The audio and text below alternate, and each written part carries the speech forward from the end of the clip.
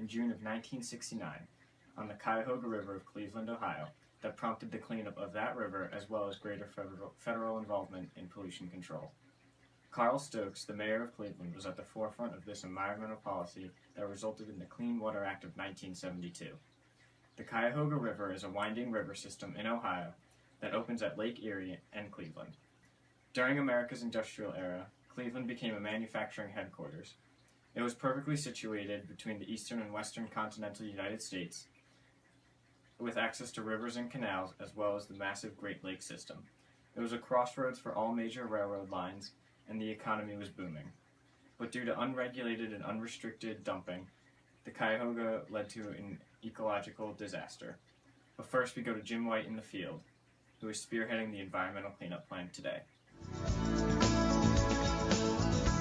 It wasn't our only fire, but it was our last fire. And we had several fires before that were larger, perhaps more destructive.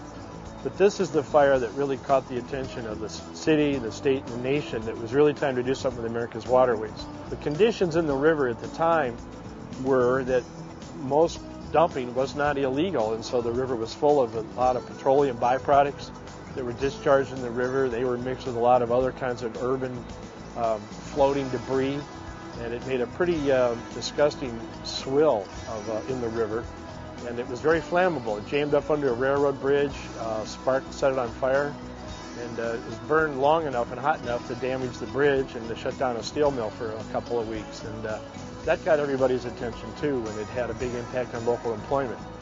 Very interesting, Jim. Now, what has had the most impact in the river cleanup today? But since then, there's been enormous amounts of investment and recovery that's taken place in the river. When there were fish studies done in the early 70s and late 60s, there were 9 total fish found in the main stem of the river of 2 species.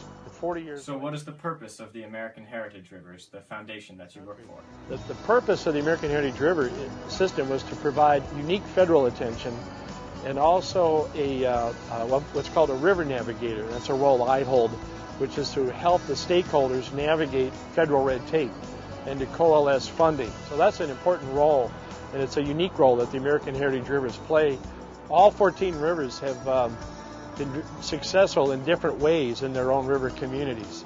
And now to Elaine, who's an active member in the cleanup of Cuyahoga. And I have a few questions. Why should we care, or why, more importantly, should we put so much resource into this one river? A river is more than a ditch with an aqueous solution that runs through it. A river is truly the heart of the land. And the quality of the river is a direct reflection on how people view the quality of their life. Interesting. Now, Jim, what have been the outcomes in terms of biodiversity in the Cuyahoga today? 40 years later, we can find over 40 different species of fish in the thousands. We have essentially achieved full fish population recovery as far as these standards go for Ohio. So after the 1969 fire burnt out, Times Magazine published a graphic of the river almost a month later, describing it as the river that oozes instead of flows. This brought increasing concerns over water pollution. The results were the creation of the Environmental Protection Agency, the Ohio Environmental Protection Agency, and the Great Lakes Water Quality Agreement. These laws would affect rivers on a national scale, and that would help America's most polluted rivers.